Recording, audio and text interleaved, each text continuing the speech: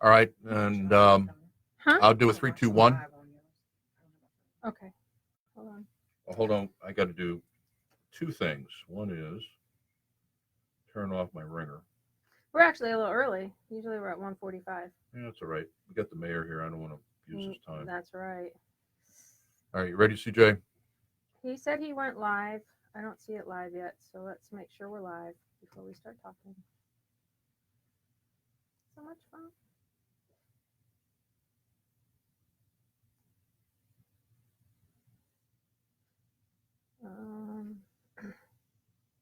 Page.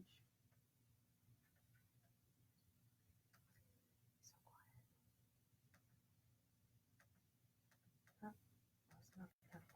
Oh, here we go.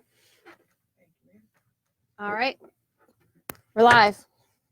Hi, Facebook. Good to see you again. We have gone from just me in the studio to now having 4 of us, one off camera. She's saying, no. But we have Bill back in the studio. We have Mayor Sam Parham from the city of Petersburg. We've been busy today doing a photo shoot, a branding shoot.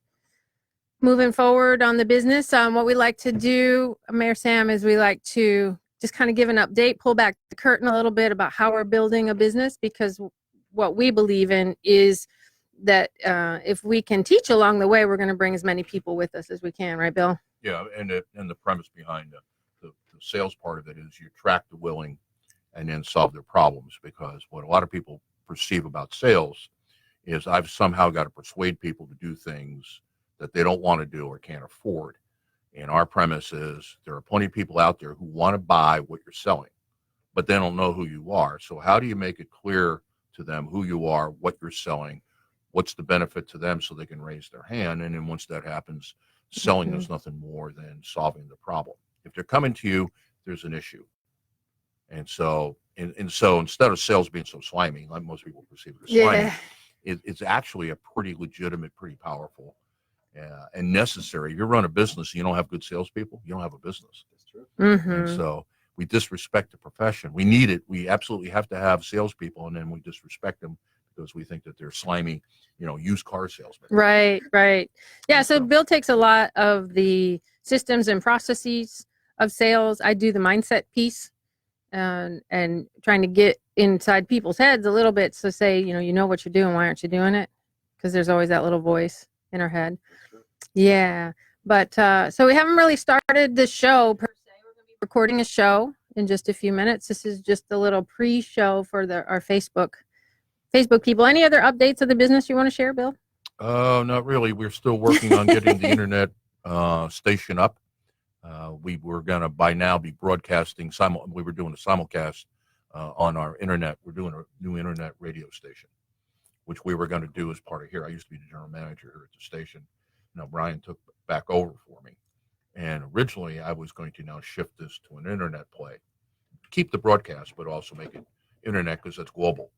But things just didn't work out that way. So now what I'm doing is that I've already built the business plan. I've already got the infrastructure in place. So we're creating an internet, and it's all business, and we're dedicated to everybody who are small business owners around the world. And so we're going to have 6 shows and cycle them 4 times over. So we're going to build a curriculum that focuses on North America, using Central Time as kind of our line of demarcation. Then we're going to go over to Greenwich Time, or Zulu at 00, which gives us England, Ireland, Europe, and all of Africa. Wow. Then we're going to go over and broadcast the same thing, and we're going to run it for Bangladesh, Pakistan, and India. And then finally, the 4th cycle of the 6 shows will be Australia, New Zealand, Singapore. And so, and I worked for UNDP for a few years, so I did economic development work in Africa. And this idea came to me many years ago when I was doing this, because I was working as a large corporate consultant, and I was going, I got the tools to help these people, but I have no idea how to get it to them and do it in a way that I can make a couple dollars. I could give it away. Right. So the idea is the consulting and training is going to be done by radio. Bill, so technology had to catch up with you, basically, because you were ready. Now the technology. Now I know why you're a politician. That's right. You can spread the word now, because there's no way you can get to all those countries No, Yeah. there's no without way. technology. Right. And so I've tested shortwave. We did some shortwave broadcasting, and we had quite a following in India. So now we decided to move it and shift it over to the internet. Wonderful. So there'll be an internet show Mhm. all focused on business. Excellent. Yeah. And eventually what I want business owners in Ghana, Nigeria, Kenya, South Africa, they're the predominant English-speaking countries in Africa, to have their own shows. So we're going to host their shows on our platform. But Great. first, we got to do it to show them and go, because most of my work was done in Ghana, so I've got a lot of experience in Ghana. I got a lot of contacts in Accra and Kumasi. I did some work in Nigeria, and Kenya I never got to, but I know people who have contacts in Nairobi. So, a small business owner wants to talk about selling, how they sell. We'll give them. So this segment is done in North America, and it could be out of Nairobi for the segment that's done in Africa, and the same segment on sales is done out of Mumbai. Mm-hmm. The same segment is done out of Sydney. And most likely, we record today, and that'll get repurposed into those countries, so your voice will be heard around the world. Oh, excellent. Yeah. Excellent. Look, and we welcome them to come to Petersburg. See That's that? the truth. So now when I we like get that. start selling Petersburg, we're selling Petersburg to the globe. Yes. There are basically 2 billion people who speak English around the world. And then we're talking to about 600 million small business owners. That's the estimate. Excellent. But in your case, you're talking to 2 billion people. Oh, that's huge. That's huge. Don't get scared. Because I tell people that Petersburg is the place to is. come, because we have a abundance of property, Mm-hmm. centrally Low located on the taxes, East Coast. Now well-run management of the city. Yes. Yes. You could be a politician too, Bill. I don't have the crowd pleaser in me. Oh. You know the crowd pleaser. Come No, on, come on, none of those. come on. There's nothing like Yeah. it. I know you have it. So did you explain how the show's going to Yeah. go? And so we're going to get What's ready. that whistling? I don't know. It sounded like a Okay. earpiece. All right. So now I guess what we'll do is I'll give Start this again. CJ. You picking that up? Turn down the volume on my headset. Are you number one? Number one. Hello. Talk into yours. Hello, hello. Somebody was feedbacking, and it's not feedbacking now. So are we okay? CJ, can you bring the volume down a little bit on her? Okay, go ahead, Nona. And we're talking again, and there's no feedback. So maybe we're good. Down a little bit more. Bit whistling. Okay. So I'm talking right now, and there's no whistling. No, not at all. You're good. It was kind of like from right here, so it seemed like. All right. Would you bring down? I can't tell how my mic is coming across. Can you bring down the mayor's mic just a tad? Are you still hearing it? Oh no, we're not hearing it. I'm just getting the volume set. Well, he's passing the headphones on to. Brian, you want Brian to hear it? Brian, I don't hear the feedback. I think it was probably too loud, and it was coming through the headset and being picked up by the mic. Mm-hmm. Oh, that's okay. Mm-hmm. You might want to take a look too at your processors there. What do you need? What am I looking at? Well, Bill knows how that works. Bill's an audiophile. Okay. Occasionally they will get either bumped against or fiddled with. Top row up, right? There you go. This one? What do you want So this is mic 1. You got what, mic 3? So 1 is at 6, 2 is at 4, 3 is at 4, 4 is at 4. We're using 1, 3, and 4. Take note number 1 down to 4. There you go. Okay. 1, 2, 1, 2, 1, 2. How am I coming across, CJ? Well, I know. Wait, Donna, the row you're on is headphones actually. Headphones that's what. Okay. Yeah, you're gonna need to go down. to the mics. Yep, Okay. and they're labeled 1, 2, 3, 4. Okay. So do we want these all the same? Is that what I want? Ideally, yes, ma'am. Okay. Well, However, some people speak differently than other people. they're all equal. 1, 2, 1, 2. Can I hear myself? Is that better? Do you need it louder? How does that sound, CJ? How are we doing? All right. We're about ready to go. He's easy to please. See that? So for Facebook, if you're doing your own podcast, you want to do mic checks. They're really important. We're doing Facebook, Brian. Do you want to be on Facebook? That's why I'm still at the door. He's like me. Get me on camera is practically impossible. Right there. Say hello. All right, radio guy, thanks for the help. All right. So we'll do a countdown. We'll start the show. We'll go for 24 minutes. 24 minutes, 3-minute break, then 27. Okay. All right. So, CJ, you ready? 3, 2, 1. You're listening to Sales 2020, everything a business owner needs to generate more and better revenue. And what does that mean? Better customers with higher margins. This is show and podcast number 12 in our series on sales, and we are proud to partner with WNTW 92.7 FM and 820 AM out of Chester, Virginia, serving all of Central Virginia from Ashland, the Roanoke Rapids, North Carolina, Amelia County to Tidewater. I'm William Eastman. I have the deck and con, and in the studio with me is my co-host, Donna Cundy. And Yes. Donna, how you doing? I'm great, Bill. Good to have you back. Yeah, it's great to be back. One of the interesting things when I was processing the audio is that we need to upgrade some of our equipment, our remote equipment. So you and I need better mics because when I was processing it, it sounded like I was talking inside of a bathroom or something. It was really tinny. Now, we're lucky because we also have the mayor of Petersburg, Sam Parham, in the studio. Yes. Hello, Bill. Thank you and Donna for having me. Yeah. Excited to be here. It is great to get you in here because I know how critical and urgent your time is. The fact that you're in our studio says a lot, and for your respect for us, but also number two, how well you're running the city because you could leave. Yes, we have to keep moving.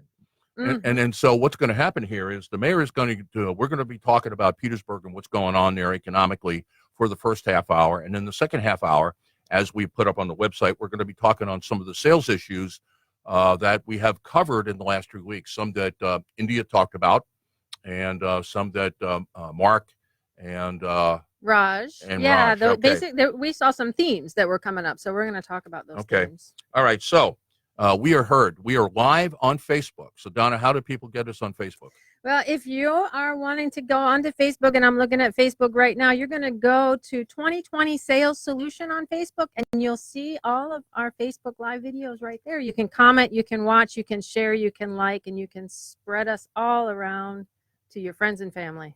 Yes, please do that. Now, if you're listening to this over broadcast, this is recorded. We are not live on Saturdays. We're live on Thursdays. On Saturday, we're broadcast from 10 to 11 on WNTW 92.7 FM, 820 AM. And then on Sundays, we're also on WNTW at 4 p.m. in the afternoon. All right, so let's start this. Our approach is simple. It's a 3-step process. You listen, you download, and you apply. Listen, you hear the information and the content. You go to the website, you look at the show notes, you download the tools, and then you go use them. And then there's a place on there to comment so you can say, okay, I tried this, it didn't work or did work, and you can get feedback and help on how to do it. So you can either spend a lot of money hiring consultants or you can listen to the radio. Now, that's an interesting proposition, okay? Everything you need is on our website, and you can either download the show notes or take a look at the podcast of all the other shows that we've done. The website is 2020sales.solutions. Yes. Let me say that again, 2020 sales.solutions. And obviously, it's got 3 W's in front of it. So with that, Donna, tell us a little bit about today's show, even though I did an overview.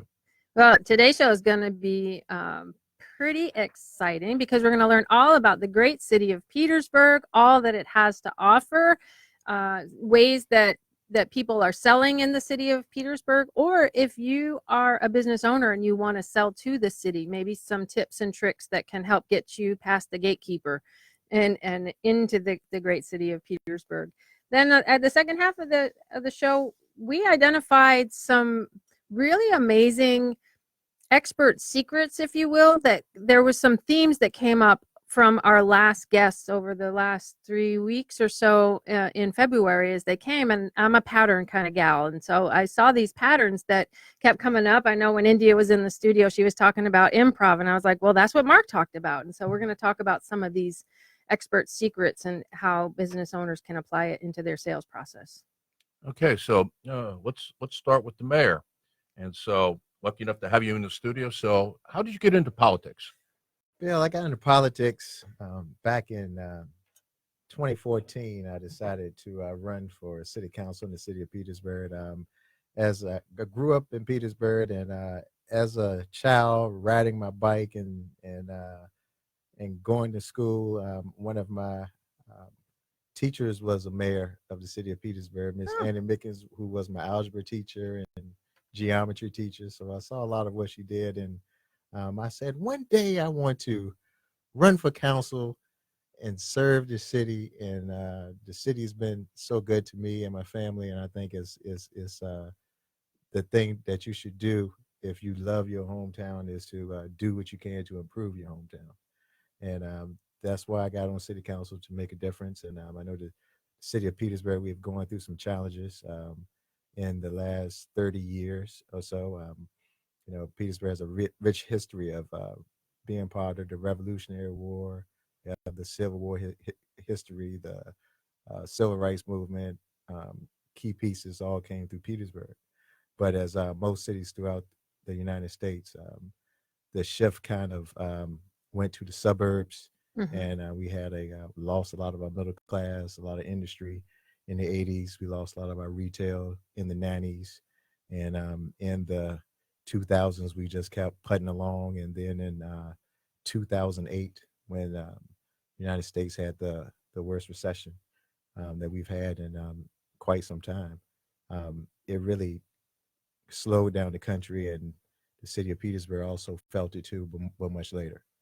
So I got on council in 2015, and we've had, and since 2009, we've had fund balance diminishing, and the city just needed to restructure and regroup and learn how to operate more efficiently than what we were. And it was on me to be that change agent, to do a lot of the hard cuts, make hard decisions, Sure. and regroup. And Bill, as you know, everyone wants change, but people really don't want change. We yeah. talk about that a lot, don't we? So They hired you to change Yeah, they had to things, change and it. then when So, you try to change it, go like, whoa. oh, That's how not- dare you say that's it, not the Parham? change. You're not supposed to do that. That's not the change That's not what I've we're used asked to. for. Yes. Mhm. Yeah. So in 2016, when we had our financial crisis from the previous 9 years of the city's budget just shrinking, and revenue was getting coming in less and less every year. So we had to make some hard decisions, had to let some people go, and we brought in a consulting group, and which was with Robert Bob, and you had Jack Berry in on the team, along with Tom Tyrell, who's retired Marine, who he came through, and I had the dream Magic team. word, Yeah, Marine. yeah, a Marine. So therefore we were able to do some things that Petersburg has never seen before, and that involved making some very, very hard cuts, and to reduce the spending and focus on collecting our revenues, because one of the biggest problems with what we went through in the city of Petersburg was there was money out there, but we weren't collecting all the money that was due to the city. Mm. So you had to change the mind state of people saying, "Oh, I pay Petersburg one day, but not this year." Yeah. And we had there's a lot of back taxes, a lot of water revenue in our utilities that weren't being collected. So we had to restructure the city government, and we created what's called the collector of city taxes, and pulled a lot of those duties from the treasurer's office, because on council we was making decisions on numbers that were coming in that weren't solid. And I believe that if I'm the cook, and I'm the cook here on council, I need to know what's in the refrigerator before I cook. So Right. That's I right. want to be in charge of getting the groceries in, and Well, then I know I can cook. So And what you hit on is that, it happens slower with government, but that's the reason not a lot of businesses fail. Right. Is that they don't collect the money. They That's got a lot right. of accounts receivable out there. yes, They can't pay their bills. right, Mhm. And so what happens is that eventually they go out of business. It takes longer for government. yes. And you don't go out of business, but you get into a really tight spot, which is what you inherited. For the people that are listening that are not from Central Virginia, let me give you a little context. Is that Richmond and Petersburg kind of developed around the same time, and they go back to the late 1600s. Yes. But if you were to go back 300 years, Petersburg was actually a more vibrant community than Richmond. Now, Yes, it Richmond is was. sitting on the James River, So it had the ability to pull in some traffic. But Petersburg actually, up until the Civil War, was other than being the seat of the Confederacy, Petersburg was a more desirable place to live Yes. than Richmond was. Yes. And then what's happened here in our area is that, as happens in most areas, is that Richmond became the dominant force. It became too expensive to live in the city. People moved to the burbs. The burbs were cheap until they weren't. And now suddenly the jewel of Central Virginia is Petersburg. Yes, And you've got the job. You get to be king of the jewel. Yes, we do, and I'm very privileged to be able to be in the seat to maintain the jewel, to make sure that the city is there for future generations. And one of the most important things we've done, which is align ourselves from moving into the millennials and what the younger people want in their lifestyles in living in the city compared to living in the suburbs. We have a tremendous amount of people that's living downtown Petersburg now. All of our lofts are at 90+% occupancy. Wow. And we've had an influx of young people, influx of people from the military, because we have Fort Lee right there in our backyard. We have Virginia State University, which is up on the hill from us, and which is an up and coming university. Yes, it is. It's up and coming, and we want to be the destination for all of them, and we are becoming that. And if you come down in Petersburg on any Thursday through Sunday, you see everything is packed out in the evenings with people walking, shopping. In Petersburg, we have we have Trapezium Brewery there. We have over 30 restaurants there. Got some great restaurants. In fact, I was just down eating about 3 weeks ago, Petersburg. Yes. We're trying to do more to support the city. Obviously, the radio station being equal distance between Richmond and Petersburg, we consider Petersburg as much our home as we do Richmond, even though it's much larger. But you're really in a great spot. And for the people that are thinking about starting a business or moving their business, you may not find a more favorable environment than the city of Petersburg. That's true, and that's key. And that is something that you can get in Petersburg, is the fact that you can buy property is still affordable compared to a lot of things in Richmond has gotten priced out. That is hard for the average business owner who's trying to start a business to purchase property or lease property. We have some of the least expensive rents and property values in the region, and that's why I'm here today to tell people now's the time to get in while you can, because we bottomed out back in 2016, and property values are going up. And we led the region. No, we were second in the region home sales in 2019, and it was the second quarter of 2019, which shows that people are back buying and spending in the city, and that's really important, because people can come to Petersburg and buy what it would be a $500,000 house in Richmond for $200,000. And pay lower taxes than you would on a $200,000 house in Richmond. That's right. Yeah. I know, because I used to live in Richmond up until about 8 weeks ago. Okay. Wow. So you're moving to Petersburg now, Bill? Is that what we get? I should have. I moved up the river. There you go. I moved more to be outside the city limits than I did to move to another location. Right. So I'm up the river. I'm on the James. I just want to interject here real quick from the mindset piece. What I'm picking up, Bill, and the story that I heard, Mayor Sam, was that this isn't, people talk about this overnight success. To me, it's so predictable what's happening right now in the city of Petersburg, because how long have you had this dream?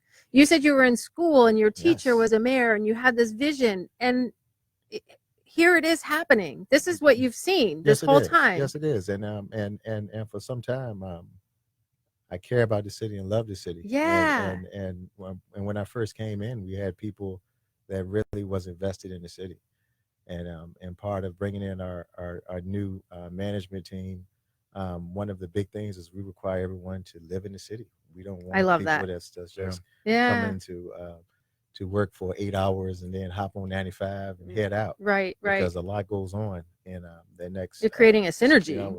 Yes, it does. And my staff, I have really bought into that, and they love Petersburg. We brought in people from all over, from D.C., Chicago, Phoenix, from out the western side of Virginia, and they see the vision, they see where we headed, and that's what it takes is to get a team together Mhm. that believes, because we will succeed, and we are Yeah, do you hear next. that? I You mean, know, that's well, it warms my he's got heart. I and he's love got a hearing great it. team around him, because I know some of the people that are working with you, and so that says a lot about you that they were willing, because of the reputation the city had. There's a lot of people who would go, and I don't want to take that on because I Right. can't. No matter how good I am, I can't win, and it's going to ruin my reputation. Exactly, But and that's something that we really had to build, because as a council, we had to make some tough decisions that were right decisions. And by doing that, we didn't realize how many people across the country and probably across the world, they were saying, guess what? Government don't have to be a tortoise. You yeah, can run fast and make some fast decisions right, and yeah, change and some government things. matters. Yes, it does. I mean, I'm a libertarian politically, so I'm into little government. And kind of my thing is less is better, but government matters. No Yes, matter it how much does. government you think you should have, it does matter. And all you have to do is travel around the world to countries that don't have good governments, and you Right. see the same talented people, you see the natural resources, you see everything necessary to build a great society, but you don't see a great society. Right. And a good part of that is their structure of how they run the country. We are now, let's see here, it's 20 past the hour. You listen to WNTW, 92.7 FM, 820 AM. And we're in the studio with Donna Kunde and the mayor of Petersburg, and that is Sam Parham. And Sam, thanks for being in the studio. So, what's going on right now? What are some of the initiatives that you can share with us? Now, what we have going on now is, as a council, we are really pushing economic development. We are blessed to have a strong economy throughout the country right now, and the country is on the boom, and we want to place more assets in our economic development office. And we will be making some decisions in the next couple of weeks. I've already had interviews and have some great candidates coming in to see the vision of Petersburg, and the willing to sacrifice, to put in the hard work to get us to the what's next portion of the life of the city. And we have had so many good hits with Impact Pharmaceutical Company. They just opened up a plant in Petersburg. They had plants in Yeah. In California, I remember Texas. covering that. Yes. Yes, and it's a really big deal.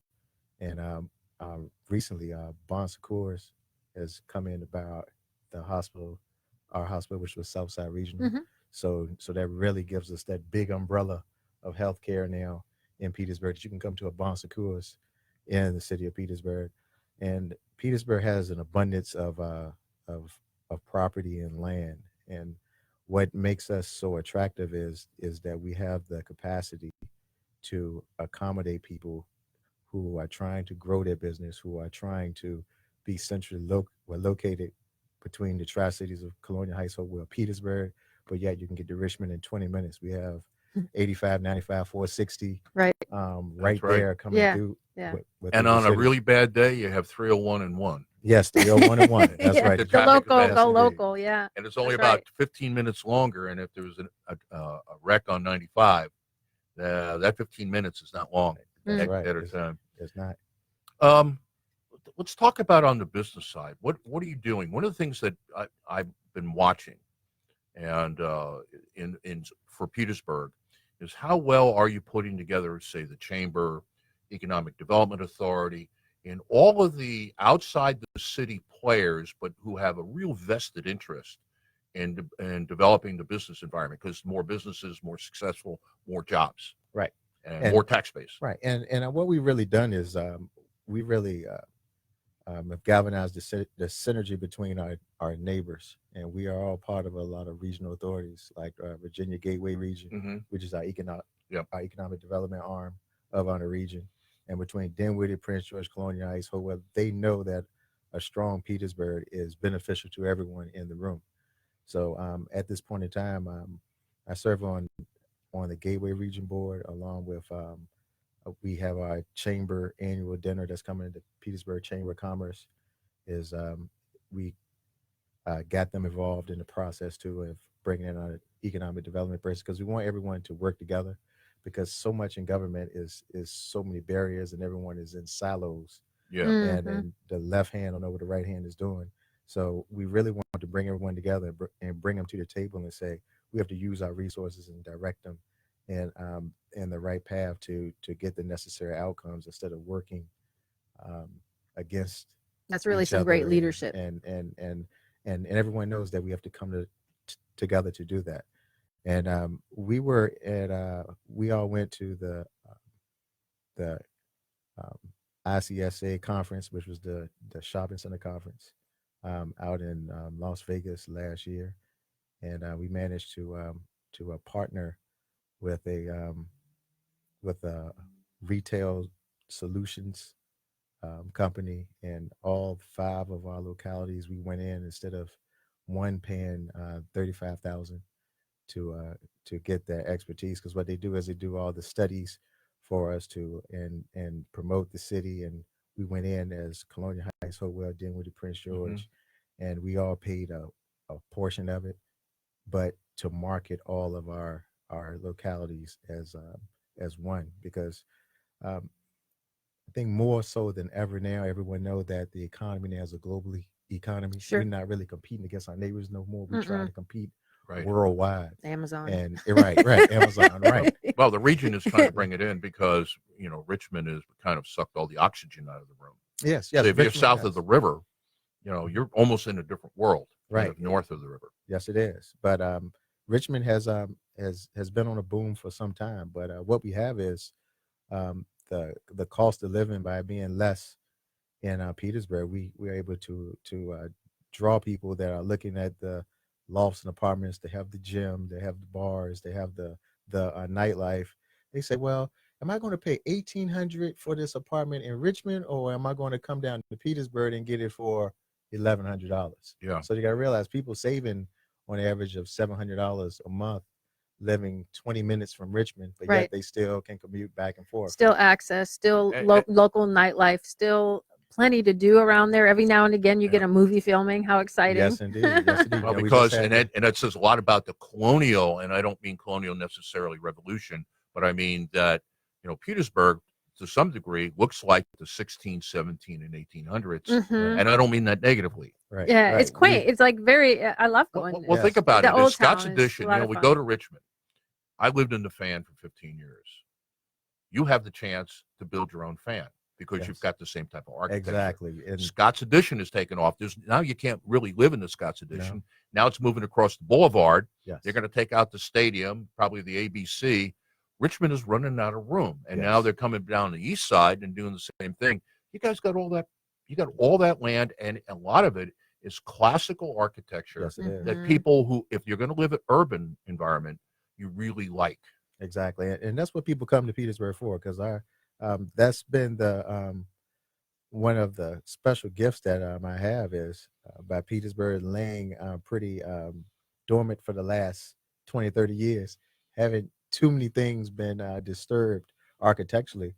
So now we're into getting people in there to help preserve those areas. Yeah, so much And, history. It really is, and that's why we have one of our big initiatives this year. We have what's called House Bill 755 in the General Assembly.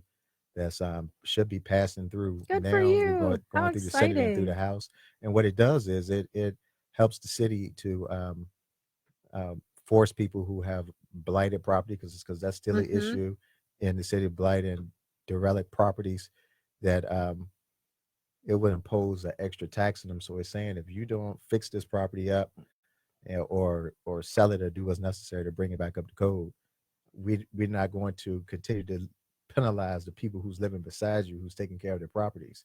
But your tax will be more than the person who's doing the right thing by their properties. Yeah, that's a great idea. And that's because we're at a crisis point now that we don't want to lose any more properties. And throughout the last few years, we've had some that weren't structurally sound just because of demolition through neglect. And we're trying to change that culture and tell people that if you can't afford to do something with this property, don't just sit here, and we don't want to lose it. Because like you said, Bill, we we have some amazing properties from the 17th, 18th century that are still intact, but just need some tender love and care. Which they get in Richmond, and what they haven't got in Petersburg for a number of reasons. Okay, well, can I hold you over the break? And Sure. we got a couple other questions to ask you before we talk about sales. So let me do this. We're coming up on our break at the bottom of the hour, and you've been listening to Sales 2020. Everything a business owner needs to generate more and better revenue. The show and podcast is number 12 in our series, heard every Saturday at 10 o'clock, on Sundays at 4 p.m. on WNTW 92.7 FM, 820 AM from Chester, Virginia, the voice of Central Virginia, and we'll be right back. And now we're on break. And we're on break. We're on break. So we're on break for a couple minutes. Yes. We should talk Still about am, that too. still am. But Yes. that is why I am the non-government person right here, because I come from small business. That's And right. you know, in small business, you have to do things fast. Yes. You don't have to have time to look at it, think about it, kick it around That's a little right. bit. You That's have to right. act fast, and that's been part of my. Because your dad look, started the business. Yes, indeed. Yes. And that's been my advantage, but also my weakness. Mm-hmm. And people say, you can't do that. You're an entrepreneur. Of You course know, you can. I'm the mayor. What do you mean I can't do Why that? we can't do that? It's a good idea. Oh no, we need to look at it long. We need to do a study. The quick thing is look at government and feel is that let's do a study. That's right. Let's do a study first before we do it. Instead of saying, look, it makes sense.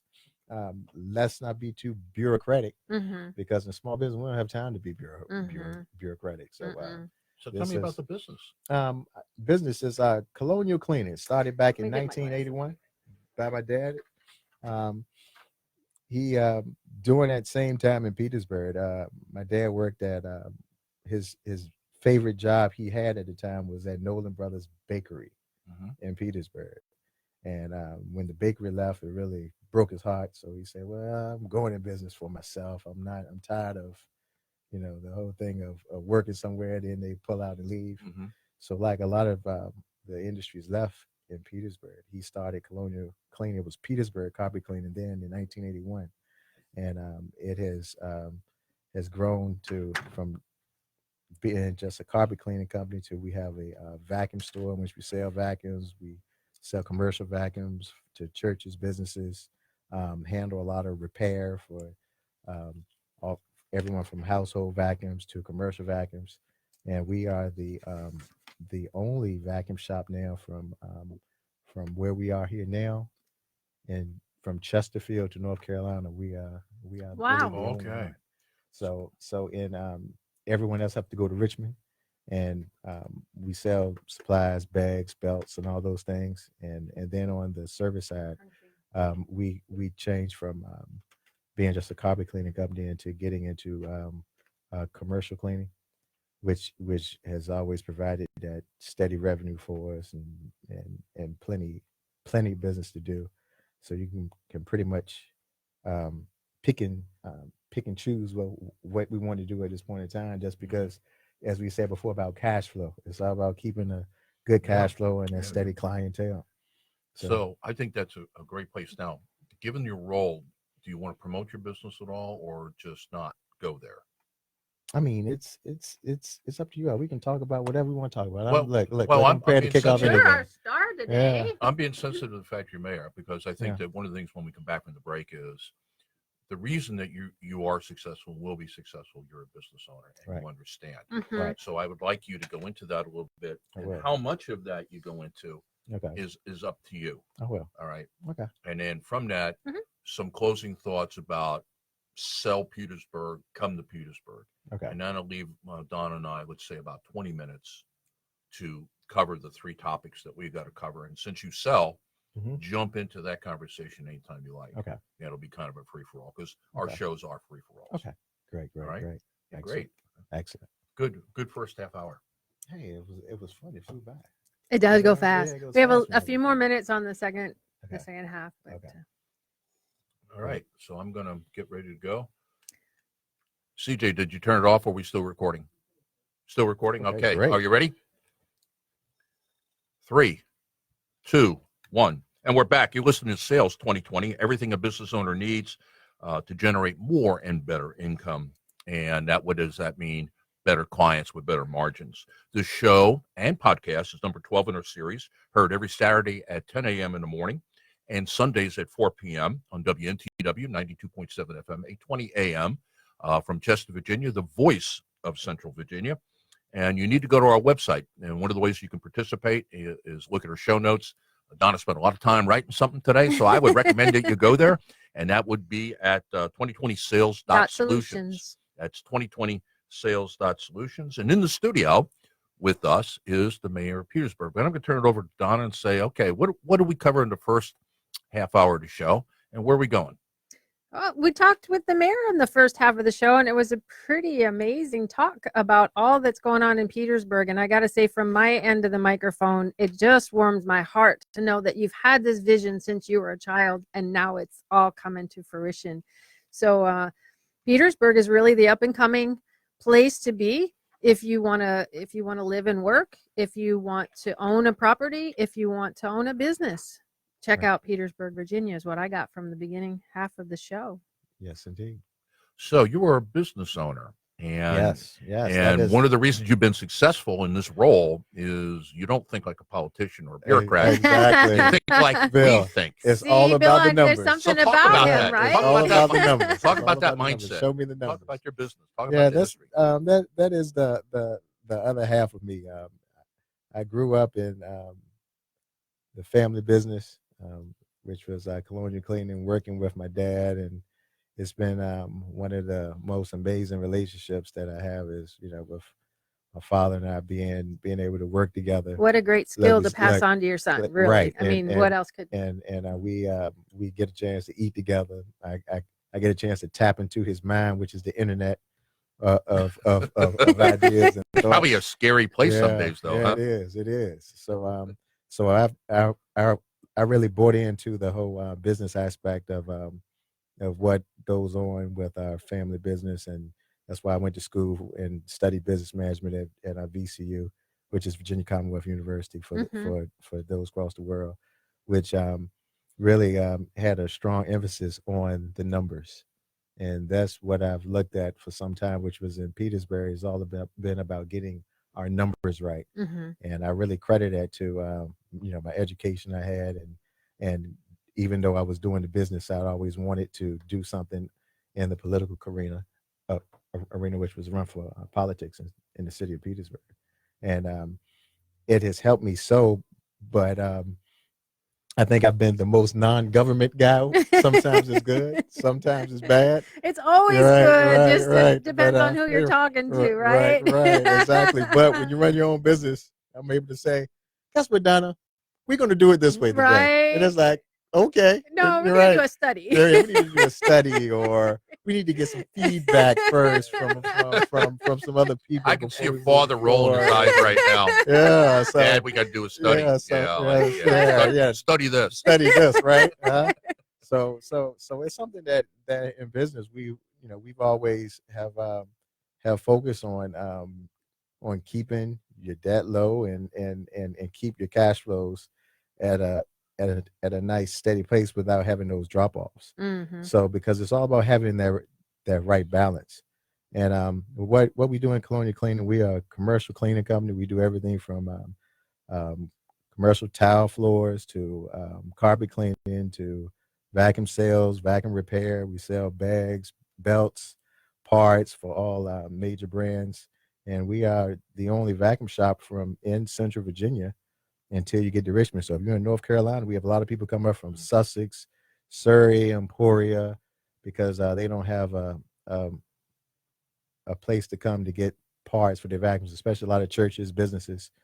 And we are happy to be able to domination, right? Right. And it's pretty neat because in this era of big box stores, and you have the Amazons and the Walmarts, we have people that really enjoy the feel of the small business and want to come to the mom and pop type store, or the pop and the sun.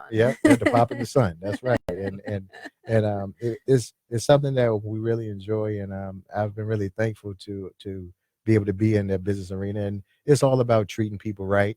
Absolutely. And people will come back, and you build relationships, and people trust you. And a lot of what I do business wise, people have even though I'm busy on the city side, it was like, yeah, whenever you get a chance to get to us, Yeah. look, we'll be there. Yeah, you yeah, know? that's right. We're not going Yeah, anywhere. we're not going anywhere. So we see what you're doing in Petersburg, but we're gonna hang in there with you to whenever you can get get to a lot of the work agenda of people wanting to see you.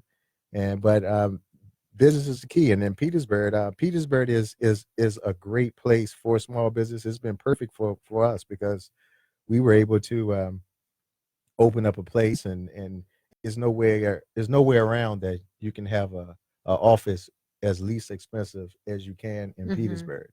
And what that allows us, it allows us to not be so debt heavy, to be able to, we knock on wood, we never had to borrow loans and all that type of stuff in order to operate, to try to we've been able to work and set some money aside and do some growth. And at this point in time, I think this has given me opportunity to really see things from a different perspective, and really be able to smell the roses, because small business is hard. Yeah. And for us to have done it for we're coming up on, this is 38 years now, Wow, that which is a long time. That and, is. and think about it, I'm 45, so I started before the child labor laws went into effect. All right, Small business. They're not affecting small business. No, they don't affect. But what a neat concept to run a city the way you run a business, and Yeah. to take those same principles and Without getting overly political, is that the history of the United States is business people typically make pretty good politicians. We'll just leave it at that. Okay. Yes. Because I don't do any politics on this show. Oh, I stay away from it. just I'm a when the business mics are guy. off. Well, I'm a business guy. So, hey, make the pitch. Before we talk a little bit about selling, and you kind of join in now as a business owner, make the pitch. Why should I move my business or my residence to Petersburg? The reason why you should is called, in business, you have something that's called location. That's right. All right. And when you have a prime location like Petersburg is, that property values have not gone out into the stratosphere at this point in time, it's not going nowhere but up. So this is the time to, if you starting out small and want to build, the ideal place to start is in Petersburg. All right. And because location wise, you can operate at a third of the cost, but yet sell in Richmond. And be able to compete on that large city scale without having that extra cost, because it's expensive to be in Richmond right now. And even our neighbors in Colonial Heights and Hopewell, they have a hard time because they don't have the land that we have. In Petersburg, we have over 200 and 90 some properties. Wow. Are they online? How do people find it? Available. And what they need to do is go to Petersburg-Virginia.org and contact our economic development department, and they can send anybody that want a list of all those properties. And right now we are looking at any type of proposals right now in order to get those properties back online. And I don't know, Bill, one of the largest that we have a Titmus optical company that was in Petersburg that was actually given back to the city. And it's 200,000 square feet. Wow. City-owned property that was given back to us. We don't have any debt on the property. So right now's the time to we look at any type of proposals, whether it's business or anything else that would like to locate to have a either use the whole facility or sub or divide it up. That's right, because it can be multiple things. Wow. Right. I want to come down and check that out. I got some ideas about how to Bill, use that. that's why we're talking to everyone in India right now. Just in case you need a Petersburg a location in the United States. To all our friends who move by, yes, you need to be here. Yes, there you go. Welcome. Hey, thanks. And what we're going to do now is we're going to shift over and talk a little bit about sales, which is part of what we're going to do today. And now the mayor is going to talk to us as a business owner. I love it. And so we're going to hit up on a couple things that you hadn't seen, but just respond to those. So, Donna, you did a really good article. Thank you. That's up on the website. So that's 2020 sales.solutions. When you get there, you see the navigation bar at the top of the page. Click show notes, and you see show 012, show 12, secrets of top sales professionals, the deep dive. Yes. So Donna, what did you come up with, and how did we put this together? Well, like I was saying earlier, Bill, I'm a pattern person, and when we had 3 guests on in the month of February, and I started hearing the same recurring themes. And what was coming to mind was that as a sales professional, you have to have belief in yourself, in your product, and your company. So belief Yes. was a big one, right? The second one was that expert sales professionals are really good at improvisation. That came from 2 of the 3 guests. You got to, like, who would think? Comedy, improv, right? And then the third was adding NLP, neuro linguistic programming. Have you ever heard of that one? NLP, yeah. You add that to your sales copy, or your and then also your state management. So NLP is really just it's like the language of your mind that we think about, and it's that little voice in your head when you're going into a sales meeting that says, oh, I wonder if I'm gonna, or shows up and said, of course they're gonna buy from me, why wouldn't they? Here's your Right. pen, right? So that's some of there's that state management of how I'm thinking, but then there's also the sales copy, and Mark Moffett had talked about that. So when you're in our company and you're already joined our program, you're absolutely going to love it. Do you want to go to the March program or the August program? He's already assuming that you're there. So okay, that's so an overview. So let's take the 3. Why don't you take the first one? Okay. And I'll take number 2, because I really thought about that on the issue improv, and really what we're looking for from salespeople. Because one of the challenges is, do we have a script for selling? Because there are things you need to do. On the other hand, do we want it free flowing and it doesn't look like somebody is rehearsed? And so it's kind of in between the 2. But before we start, and you're going to be talking about belief in self, we are now about minute 45 or 45 minutes into the show. You're listening to WNTW 92.7 FM, 820 AM, live from Chester, Virginia, the voice of Central Virginia. Okay, Donna, take the first one. Belief drives behavior. Think about that, right? Whether you think you can or you think you can't, you're always right. And so when we talked about the sales professionals having to have belief, I don't think there's anything, I'm Italian, I don't think there's anything worse than lint pasta or an unsure sales professional. Can I just say, right? It shows. Yeah, it does. Does. Yeah. Oh, it's awful. It's awful. Al dente all the way. But sorry. But really, have you ever tried to be sold by somebody who just wasn't sure of themselves? Yes, indeed. Did you And buy it's- from them? no, it's No. easy to Did you say run the no. other way? Absolutely. And so, and I coach sales professionals, and they talk about, well, I'm just not so sure. What should I charge? What should this be? Is it good? Am I good? How do I? And so this whole belief driven behavior is the number one thing. And Mark Moffett had said that you got to love your product. And I know India had talked about the same thing, and is that whole belief. I'm going to show up and I'm going to say, my product is good and you need to have it. There's no question about it. And that posture that you show up with, that confidence, that assuredness, I think is the majority of the sale already done for you. It is. Right? Then you just kind of name your price and let's go. If it's a good fit, obviously you want to have a good fit. And Bill, you and I go back and forth. You have your 5 whys. I have my 3 10s. This fits into the 3 10s. That when you are selling, you need in the prospect's mind, in the potential buyer's mind, they need to have a 10 on you. Your confidence, your ability to perform, your ability to show up. So that's the first 10, that they're buying you. The second 10 is your product.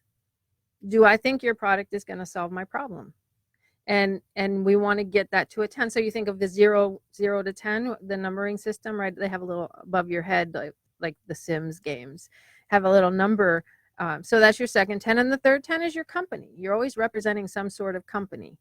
And if there is any doubt in the salesperson, if you're not 3 10s on yourself, your product, or the company that you're representing, whether it's your own or somebody else's, you can't show up the way that you need to for the sale. And then on the other side of the sales table, if the prospective buyer doesn't feel that 10, you're just not going to be able to close them. Okay.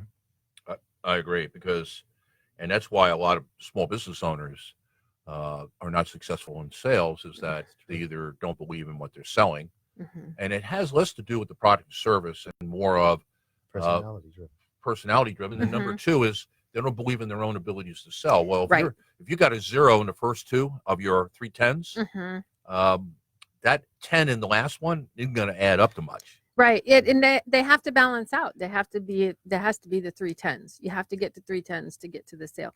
Can you sell if you're maybe at an 8 or a 9 in one of them? Possibly, but you might get that buyer's remorse from the potential client after they've made the signature when you get to those 3 10s. And there's ways to do that. You know, when you find out their pain points and you can drive home how your product fits to change the pain, to solve that pain point, right? Because you sell pain easier than you sell pleasure. Yes. Every It day. sticks.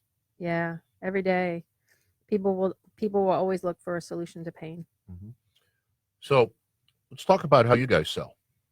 Yes. So Mayor Sam, in your hat now as the CEO president of your company and not mayor, how you guys sell?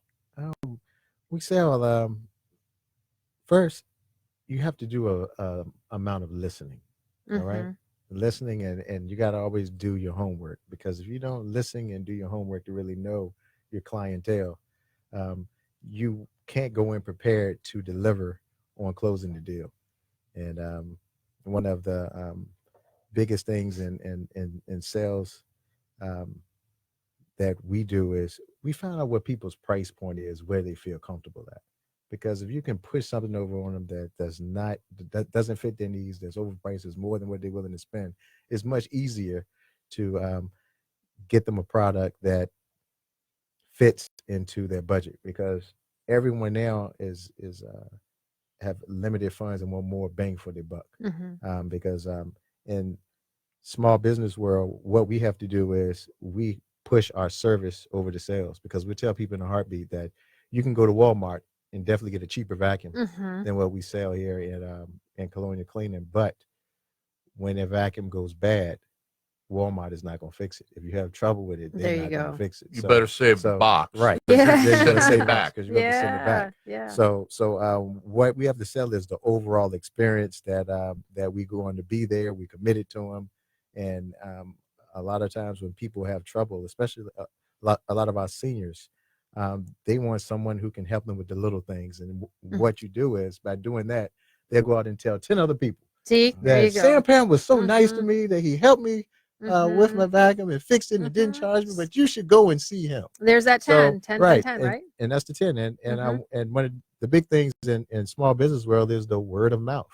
And if you can keep a good image, people will definitely pass on and promote you.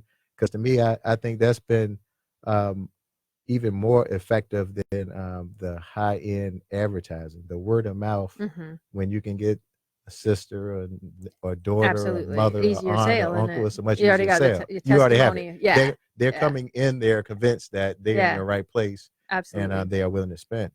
So from my standpoint, it's all about giving the customer that experience, that good customer experience. And I believe in treating people the way you want to be treated.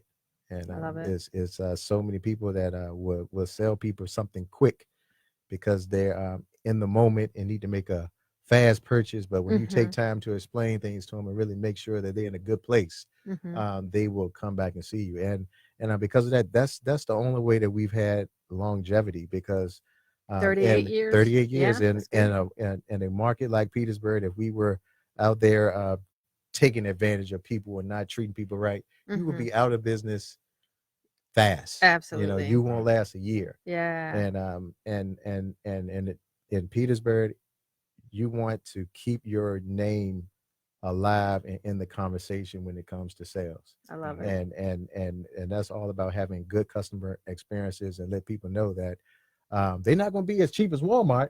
No. But guess what? Walmart going to sell you some junk, and they stand There you behind go. their product. Right. And if I have a problem, I'm going to put it in I the can box take and it send right it back. to them. That's right. And they all know that. That's right. They Yeah. don't have That's to tell them right. that anymore That's because right. they've been there. And the most disheartening thing is that when sometimes when people come to us and say, well, we bought this from Walmart. Well, No. take it back to Walmart then and see what they I tell you. wish I could Or help we you. could go ahead on and show you Yeah. something here that we can There you stand behind. go. There Right? you go. Okay. That sounds like a good segue To the improv. Yeah. Uh-huh. How you tap dance, Bill? Well, here's the way this struck me, and that was, and I'm going to tell a story that I typically don't go around the block to tell a story to get to the point, but in this case I will.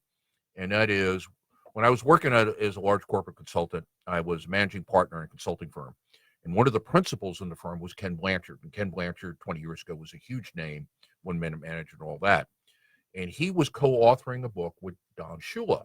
Shula of the Colts, of the Dolphins, Perfect Season, etc. And what they were doing is they were writing a book on coaching. And so Everybody's a Coach was the name of the book. And so I had a chance to sit down and talk to Coach Shula, because I read the book, and one of the chapters, he had like 5 principles. And one of them was over practice, audible ready. And I was like, interesting. And he said, here's how this works. We practice perfectly, to the point where if it's not perfect in practice, it won't be perfect on the field. So we practice and we practice and we practice to where it is absolutely perfect on the field. He said, now, when the game time comes and Danny Marino comes up to the line of scrimmage, because of the defensive formation and the personnel set, we may have a mismatch. In other words, we called the wrong play, or we got the wrong personnel on the field. He said, so Danny can then audibilize. He said, and the reason that it works for us is they have over practiced it. So when Marino calls a different play, nobody has to think about what they've got to do. So if you're a receiver, you're going to run a totally different route. If you're a back, you're going to run a different route or run to a different hole. If you're on the offensive line, you have a different blocking assignment.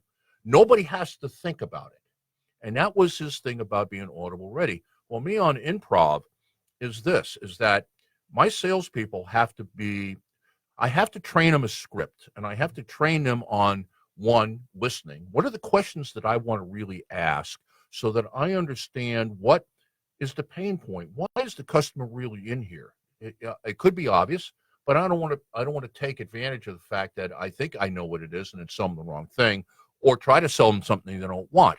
So I need to have my salespeople scripted in a way that I know if there's 5 or 6 things that they've got to do, they will do that. On the other hand, if they look or act like they're reading the script, it doesn't work. It doesn't work. It's one of those when you look at the script and you go, you get the telemarketer. hello, Hello. how are you? Glad you're here. Can I help you? And that doesn't work. So this idea of improv is your people know how to sell. They know what questions to ask, but they also understand that they're going to respond to the customer and where the customer is at. And so what happens there is that if the customer goes in this direction, we're going to head that way for a while. Now, maybe it becomes counterproductive when we try to bring them back, but I don't know that when it starts. So to me, the improv thing is you're so practiced at what you do that you can improvise on the spot and still do what must be done. Because it's all about connecting with the buyer. You want to make that connection. And how can you make the connection if you are not listening, making adjustments, and moving forward? That's right. And also is that I also want my salespeople to create some sort of documentation afterwards on this customer. So next time they come in, I might be just a little bit smarter. Or I'm going to do a promo on something. And I know exactly how to talk to them on the promo because I've got this data. So that's what the improv meant to me is basically we over practice so we're audible ready and we can do whatever is dictated by the play that's in front of us. Yeah. And I think too, Bill, that you had a point that you know already where you're going to be at the end. I think Mayor Sam, anytime you go into a sales conversation, you know what the end result is that you want. Yes, absolutely. Right. And so if the customer tries to take you off course, like you were saying, Bill, you come back on course to get you down there. And I think that's some of where that improv comes too. That's right. Because you don't know if you're off course until you get down the road on this. And then you go, I got to bring this back. That's right. Or this is an incredible vein I should be mining. Because they're telling me things that I didn't know. So, but you don't know that until you're at least halfway into it. All right. So we've got about 3 minutes left in the show. Now you have, what are you going to do with NLP in 3 minutes? Oh my goodness. Only 3 minutes to talk about NLP. I just love NLP. There's so much to talk about with it. So when we're talking about the mind and how to connect with people, it's about perception. The neuro-linguistic programming, the neural part is the mind. The linguistic is the language. The programming is the patterns that we use. So as we're connecting, there is rapport building. There's the outer world of perception. Am I connecting with you that way through rapport? We talked about rapport not being commonality, but actually being, how are you showing up? Are you a very dominant style of a personality? And if you're a very dominant style of personality, I don't want to show up very mild and meek, because we're not going to connect. That's not going to have that rapport. Not inauthentically, right? But as a salesperson, you kind of want to match and mirror as you're showing up. When we talk about NLP, we talked about with the belief, that little inner game of sales. State management is what they call it with neuro-linguistic programming. So with state management, do I think I'm going to have this sale? Or do I think that maybe I'm not ready for this one? Is it beyond me? Is it not right for them? So this whole inner dialogue, if you will, that goes on. And then you can use NLP. I know Raj was talking about it. Mark Moffat was talking about it. You can use neuro-linguistic programming, and I always say in an ethical way, because there's that chance when you know how the mind works that if you're not an ethical person, you can go down a path to get somebody to do something that they may not want to do. But when you're using it ethically, I use it all the time. I realize I'm going to tell a story, Bill. It's not a sales story per se, but early on in my marriage, I would tell my husband what we were having for dinner, and it would sound something like this.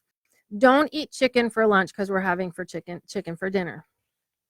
Don't eat hamburgers for lunch because we're having hamburgers for dinner. I swear, every day for a week, I said this, and he would come home with this look on his face when he found out what we were having for dinner, because guess what we had for dinner? Exactly what I told him not to have. So when we're talking about neuro-linguistic programming, the mind does not ever recognize a negative. So when I say don't do something, That's what I tell them to do. Exactly. So in a sales conversation, I don't want to tell you what to do, but guess what the mind is just hearing? I'm going to tell you what to do. Mm-hmm. Right? So, or like I was telling earlier with Mark Moffat, when you're enrolled in the program, do you want to attend the August or the March event? Well, wait a minute, I didn't tell you I was going to be enrolled in the program, but it was just enough to throw the mind off. And so as a salesperson, we talk about, Bill, attract the willing, solve their problems. Mm-hmm. So if we're attracting the willing and we're solving their problems, we have something that is going to make you better, or allow you to build your company or build your business or have more sales. If we know that what we have is going to benefit you, and we can use a language pattern to help you along in that, would that benefit you?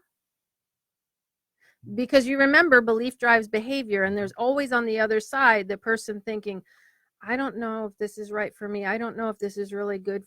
Am I good enough for this? Can I really do that? They're having their own inner dialogue, their belief driving their behavior. And so as a salesperson, if I know 100% this is what you need, this will help you, that's where you can use neuro-linguistic programming in your ad copy to help bring the person along. Yeah, the way I learned it was that people have 4 ways of taking in data and processing, and some people are better at some than others. So you have visual, you have audio, you have tonal. Different than audio is kind of like the words, and tonal is more of the inflection, and then finally is kinesthetic. Yeah. It's kinesthetic, where people, Yep. they don't learn it until they play with it. They got to touch it. And so everybody has a primary and secondary system. And so, for example, I'm a visual. And so if you want to train me on anything, you've got to put it in front of me. I got to see it in text. I got to see a picture. Talking to me won't work. I do not learn by listening. However, I can win almost every rock trivia contest I get into because I'm tonal. And You give me 2 notes, I know what the song is. How about that? And so those are my 2 rep systems. See, Well, but I everybody think- you deal with is different. I think tonal different in NLP. There's tonalities. Well, So, yeah, whatever you want to call it. but no, because the tonality is like a reasonable man tonality. Why wouldn't you do this? Right. In other words, you're picking up not on the words, but the emphasis put on the words. Yeah. Now, the way I understood it for sales was that what I wanted to do was make sure that I was not biased to my approach. Mhm. In other words, if I'm going to sell something to somebody, I don't know necessarily how they take data in and process it. So I want to make sure that in my sales presentation, I have visual, I have precision in the words I use, how I show excitement, and do I get excited and bring my voice up, or do I drop it off? Because sometimes Mhm. if it's something really important, by dropping your voice off, you draw people in. And then do I want to give them something like take them on the floor and say, well, let's play with this thing? And you Mhm. don't know where the people are coming from, but if I hit all 4 of those, then more than likely I'm going to do a better job of selling. And now you're back to improv. Okay. So that's how I learned NLP. I used it strictly for training and sales. Okay. Okay. So there's lots and lots and lots for NLP. You can do a Google search and learn some more about it. There's All right. And I'm sure we're going to cover the topic again. So yes, as we close out the show, Mayor Sam, anything you'd like to do to conclude the show? I would just like to say, with that conversation we had about NLP, Mhm. it's about finding the easy button. And Yeah. and everyone, you come up with a way That to was touch easy. on, That's great. on what's finding That's the it. easy button. That's it. That's NLP. what we're going to do. Because everyone has a different path of getting there, and it's something that I learned in business and also on the political arena is finding out what's important for people is the battle. Yeah. Once you figure that out, Yeah. everything else is There you easy. go. That Okay? was easy. You're dangerous. Yes, indeed. You are dangerous. Hey, Bill. Hey, we have a good time. Well, we had a great time. Thank you for being here. Donna, any closing thoughts? I think Mayor Sam just summed it all right up there. That was easy. Okay. Well, thanks, Donna, for a great show. Mayor, thanks for being in. Thank you, India, Bill. Thank you for coming Donna. in and joining us Appreciate in it. the studio. You'll find the podcast number 12 in our library. So if you go to the website, 2020sales.solutions, you go to the navigation bar, you see podcast, it will be up there for you to download. You can either listen to it there or download it. And all the other shows there, in fact, all the shows that we've done over the last almost 2 years are in that Mhm. archive. So Listen, like, and share. that's right. So you listen, you download, you apply, get a hold of us. And share it with your friends. All right. So with that, you've been listening to Sales 2020 on WNTW 92.7 FM, 820 AM, the voice of Central Virginia. And we will see you next week. And I stand relieved. All right. And we say bye to Facebook. Bye, Facebook.